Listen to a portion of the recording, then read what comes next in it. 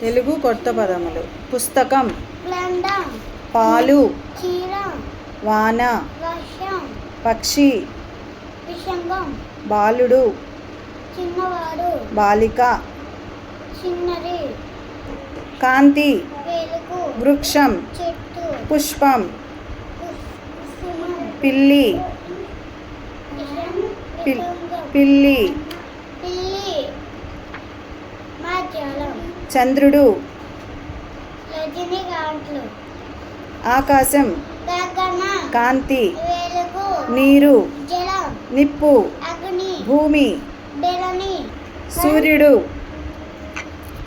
సూర్యుడు, ఆదిత్యుడు, తల్లి, అమ్మ, దేవుడు, దేవుడు,